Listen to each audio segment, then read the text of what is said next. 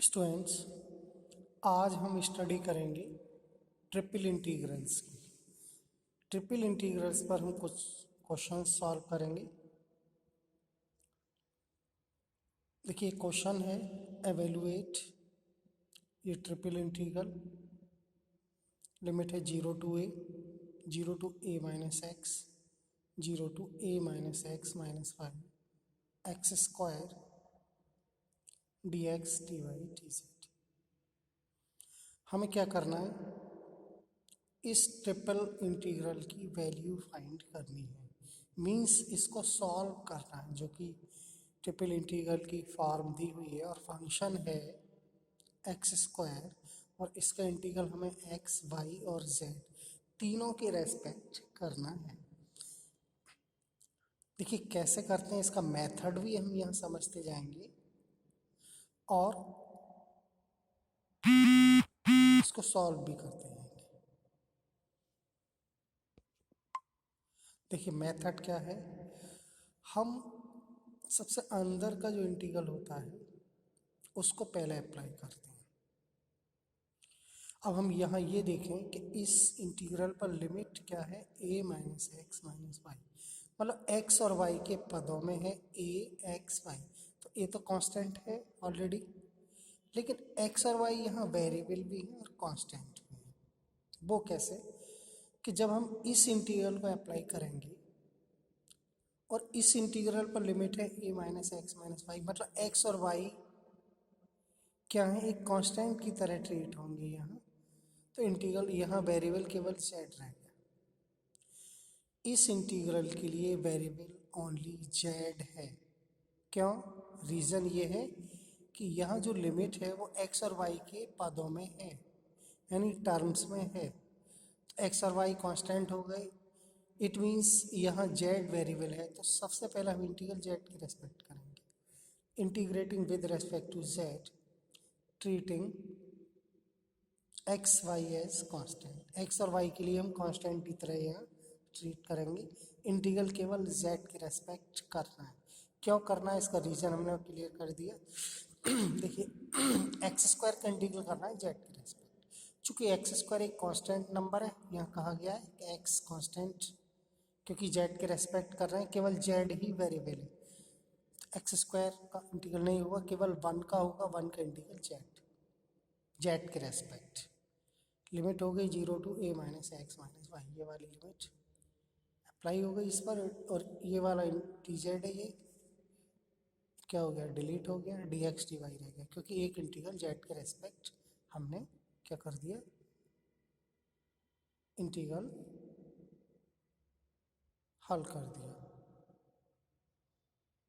अब limit apply कर लें। देखिए दो इंटीग्रल, ये डबल इंटीग्रल एक्स स्क्वायर, ये z के प्लेस पर ये लिखेंगे, अपर लिमिट, फिर माइनस लगाएंगे, फिर जीरो लिमिट। एक्स स्क्वायर की मल्टीप्लाई कर लेते हैं इसमें,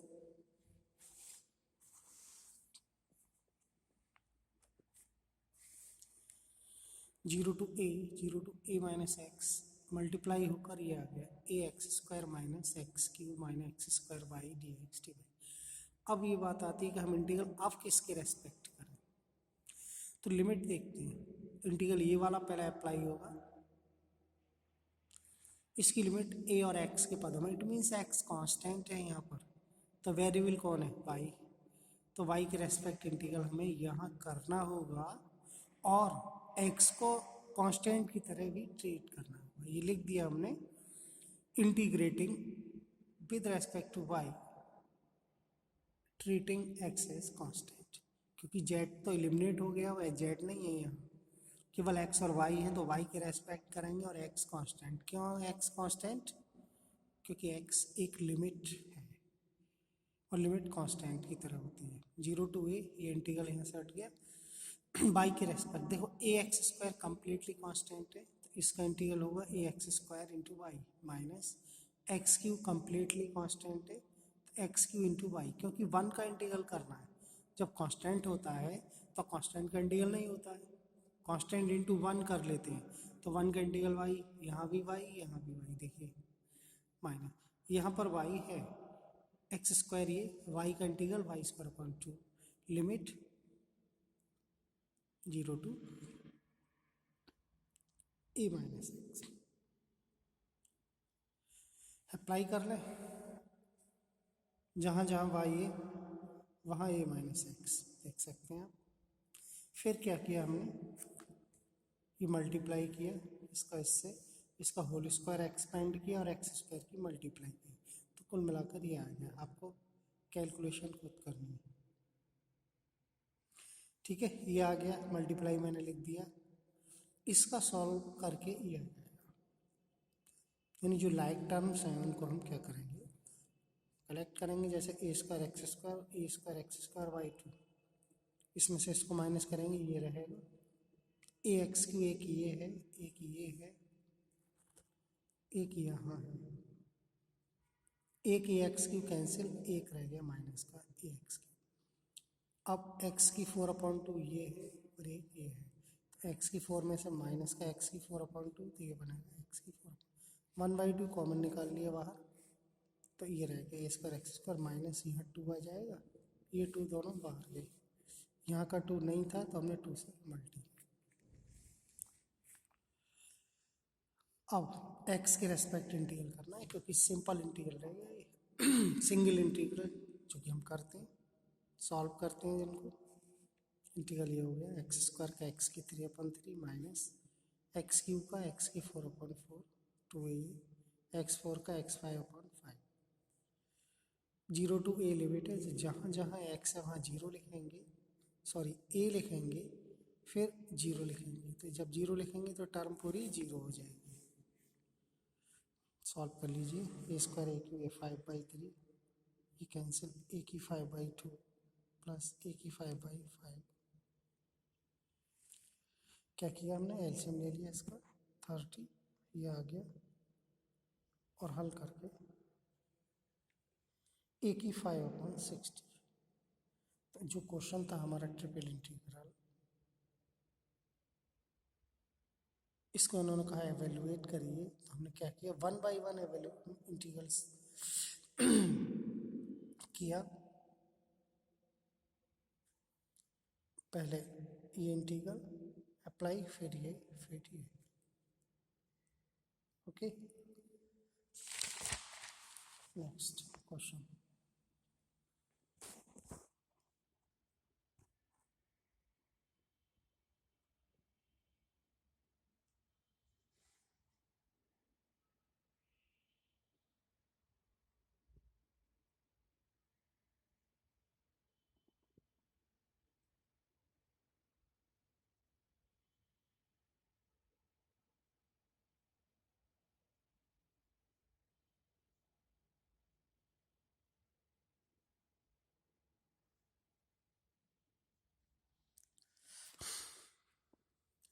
evaluate integral 0 to 4 integral 0 to 2 under root z integral 0 to 4 z minus x square का under root dz dx dy।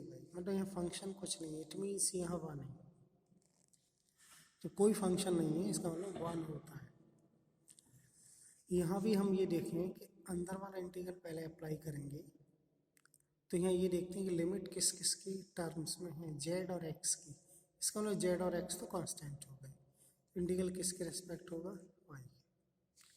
लिखा हमने integrating with respect to y treating z x constant, 0 to 4 0 to 2 under root z, तो one का integral होगा y, y के respect y होगा, limit ये।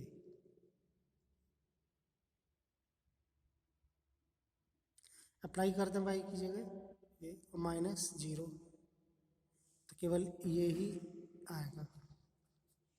एक इंटीग्रल कंप्लीट हो गया, अब हम सेकंड इंटीग्रल अप्लाई करें।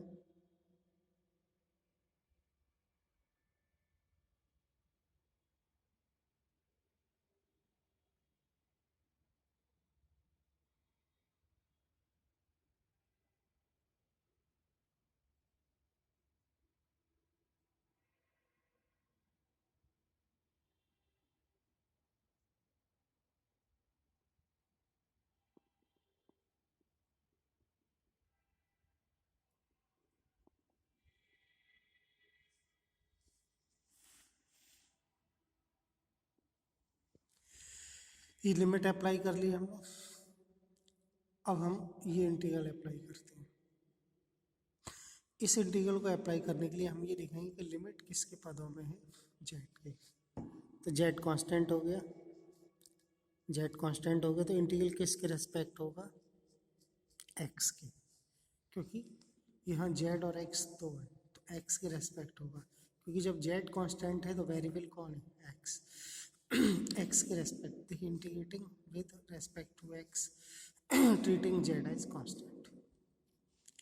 अब इसमें जो फॉर्मूला इंटीग्रल का वो यूज होगा वो ये होगा under root a square minus x square d x. X square ये ए स्क्वायर की जगह ये है 4z। इसका मतलब ए कितना हो गया यहाँ, ए कितना हो गया अंडर रूट 4z। तो फॉर्मूला क्या होता है इसके इंटीग्रल का, एक्स बाई टू